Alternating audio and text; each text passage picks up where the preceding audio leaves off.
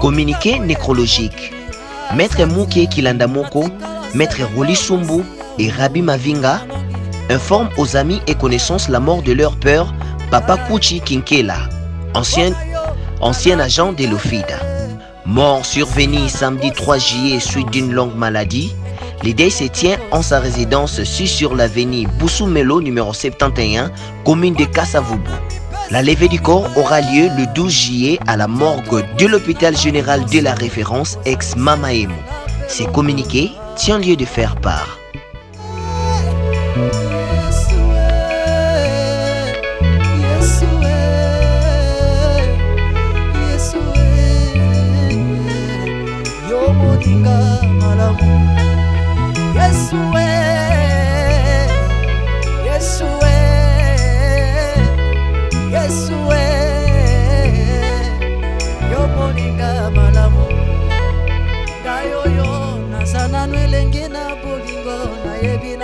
Kolingate olangwisi yanga motema Yesu yonde moninga malamu yayaye nabenga yo na kombo nini nabenga yo papa na banae nabenga yo nyonso motuya nabenga yo testamatalo nabenga yo fololo yanga ye nabenga yo maya bomoi nabenga yo lipa na bomoi nabenga yo kwanga Yesu moninga nanga yo ayebi kobomba sekele moninga ya motema o ayaye moninga boye na mokili azate natikala se na yo masia o olongi motema nanga ayaye bona yo na lapinda ye Masia na kosala nyonso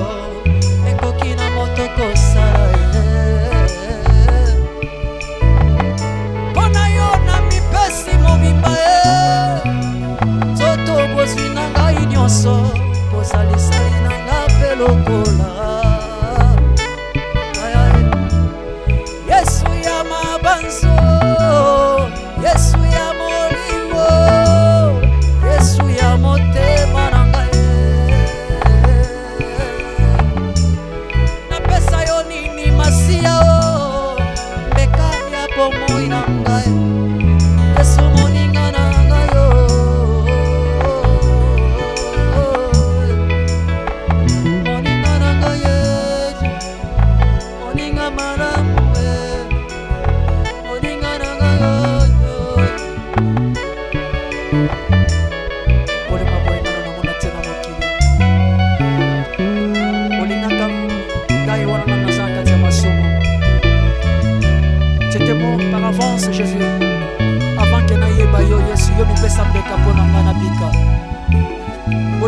kozongo wapi Yesu na mabe na nga na masumu na nga soki na justice ya mokili ndenge ozala condamné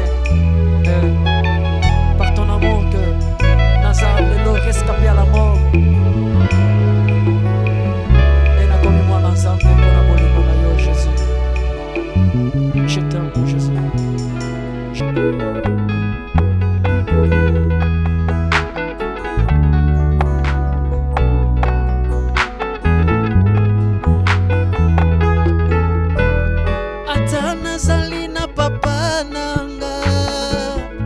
Ata nazali na mama nanga bakolinganga te lokola Yesu Yesu wanga wa mikolo nyonso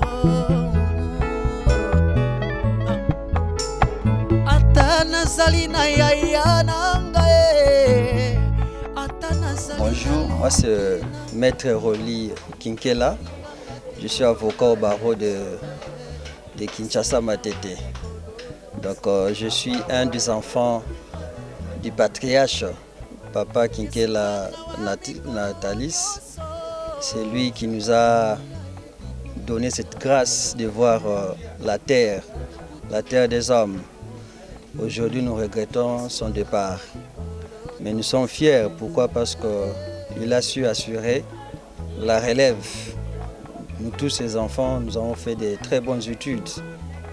Parmi nous, il y a 2 professeurs d'université. Et nous qui sommes doctorants, nous sommes à 2. Il y a des licenciés, tout le monde est licencié, il y a des cadres.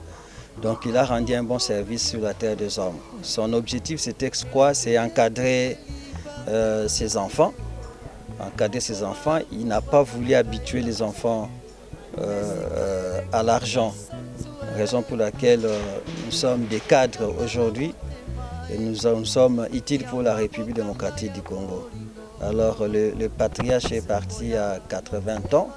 Lui aussi a fait un exploit. Vous connaissez quand quelqu'un est footballeur. Des footballeurs, il devient cadre universitaire. Cadre universitaire, cadre dans une entreprise, pas n'importe quelle entreprise, au FIDA, actuellement DGDA, et puis encadreur des sportifs. Il a été président de plusieurs clubs, notamment le club mythique de la République démocratique du Congo, Dragon Bidima de Kinshasa, sans oublier Elima de Matadi, Bilima de Boma, Epanza Makita d'Uvira, Mabela de Meneditu, Sangabale de Mbujimaï, Bande Rouge de Bukavu, et puis président des anciens joueurs de l'AS Dragon de Kinshasa. Donc c'est un baobab qui est parti. C'est vrai que nous regrettons parce que c'est notre père, mais nous sommes fiers de ce qu'il a fait. Donc voilà un peu.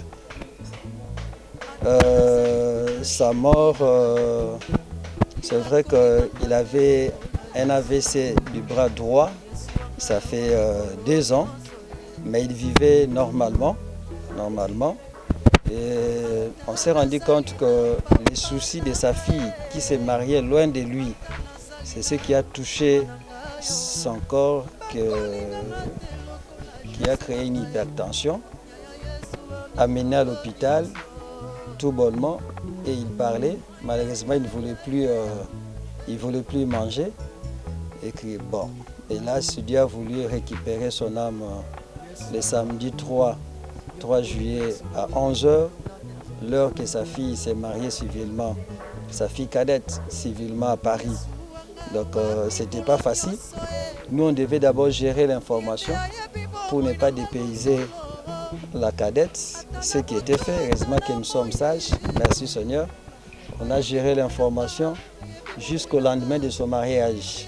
Donc le dimanche 4 juillet, elle a été informée à 16h. Et ça nous a permis aussi de lancer les informations au niveau des réseaux sociaux pour ne pas la surprendre. Voilà un peu la surprise que Dieu nous a prévue. Voilà. Pour le programme, nous sommes ici tous les jours avec le respect strict de règles, des mesures barrières. Nous sommes là tous les jours. Il y a un petit groupe qui passe une nuit ici dans sa résidence. Le vendredi à 17h, il y aura messe de requiem ici à la paroisse catholique Christ-Roi. Et le lundi, ça serait la levée du corps de la morgue pour l'enterrement vers le chemin du paradis. Voilà un peu le programme des obsèques. Voilà. Papa azali papa ya bato biso nyonso tokoki na nzela na ye naboyaka motu te moto nyonso aza papa ya babiso nyonso ezala basemeki ezala bandeko na ye ezala bato kaka bakamarade ya bana ayamba moto nyonso lo papa oyo nayebi kutu okona koloba mpo na ye pasi kaka papa ngenkela pasi nayebi kutu aliwana ye namona leki kaka nzela na ye awa biso tovandi kutu bien kitoko tosali feti ya mwana toleki na moto sololi kaka nake na ndako 2 jours 3 jours nayoka bamemi eso aplike crise bamemi na hôpital hôpital mpe nabengi na poko balobi te sava baotia mai na mosusu na ntongo tokozoka ntongo yango mpe nabengi balobi te tozongi deja na ndako akomi na ndako lalala moko su na ntongo nango susu akoka su maloba ekomi na se akoka su koloba te nini do etant échange mpona ni mpe papa kolia ni ezalaki mpasi do papa alembaki mingi na maladi eumeli maladi evandisi ye mingi to ntango akomaki na ntango lia malamu te nini te lo alembaki to baye komema su mama ye modo kokufa na ye akikufela na mama ye to pasi mingi mpo na ye namoni kutu onga na koloba te mpo na ye azalaki papa azalaki vie azalaki semeke epa na ngai do pasi papa Kuchi Kinkela azali papa na nga ye mtaboti biso naswahili bazwa benge musée pour na suki ya pembe so na le papa c'est vraiment un papa pour moi, c'est-à-dire azali professeur pour na nga azali pasteur pour na nga azote ya nga azali producteur na nga azali fanatique na nga azali mwa makambo ebele pour na nga. Et à chaque fois, nous avons sur la naïe, nous avons retenir le conseil bien. Première fois, papa a fait un conseil à lui, Sangaï. Mais si papa n'a besoin de ça, ma colomine à la Nanzela Moko. Le colo ça va théâtre, ça non théâtre, na classe. Ah, bon, c'était, ils avaient conseil à mon colo. Ils avaient bien un petit frère pour nous andouiller les kinaï. Ma fille, Njonji Akufa. Et ils avaient mon petit frère n'est pas nanga, donc ce problème est ça va bien nganaï ata za ko lia te swinga naï aolia donc c'est quand même un master, c'était vraiment un ami pour nous, un papa là et disparition naï za perte pour nabiso ma grand-père. C'est vrai papa avait déjà de l'âge 80 ans. À chaque fois tu vois les gars tongo tu vois sur la papa pour cultiver pour la santé na iswezande.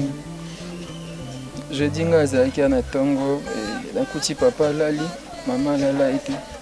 Na seul na maman, na tenu boni papa, bah si papa lali bien, maman habité à lali bien té. Et na bimbo. Soit lali bien té faut pas qu'il y ait un hôpital. Là qui musala na sima bah maman na hôpital, pas papa na hôpital pardon. Et tout. Vendredi, nous avons musala de sorte que j'étais rentré un peu tard. Lundi, samedi, nous avons hôtel papa, nous avons kilo, je ne comprenais pas. Na bandi koya, na sali demi-tour. C'était une journée où nous avons compris que nous avons journée moko kilo et de toutes les façons, on retourne à l'hôtel à papa. Arrivé à 11h, pour me dire que papa était décédé. Papa était décédé, ma maman. On dit encourager et je ne pouvais rien. Je rendis grâce à Dieu, merci. C'est Dieu qui nous a donné ce papa, c'est Dieu qui nous a donné papa Kuchi Kinkela.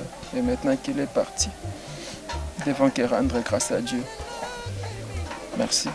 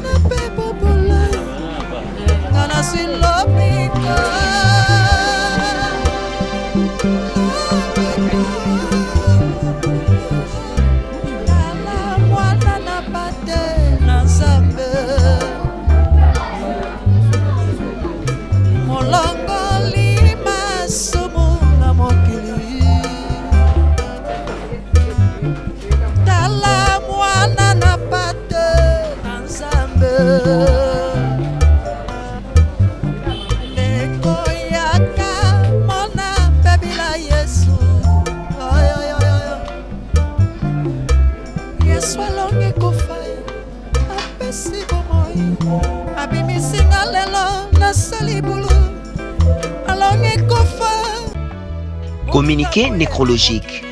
Maître Mouké Kilandamoko, Maître Roli Sumbu et Rabbi Mavinga informent aux amis et connaissances la mort de leur père, Papa Kuchi Kinkela, ancien agent de l'OFIDA. Mort survenue samedi 3 juillet suite d'une longue maladie, Le deuil se tient en sa résidence sur l'avenue Boussou-Melo, numéro 71, commune de Kasavubu. La levée du corps aura lieu le 12 juillet à la morgue de l'hôpital général de la référence ex-Mamaemo. Ces communiqués tiennent lieu de faire part.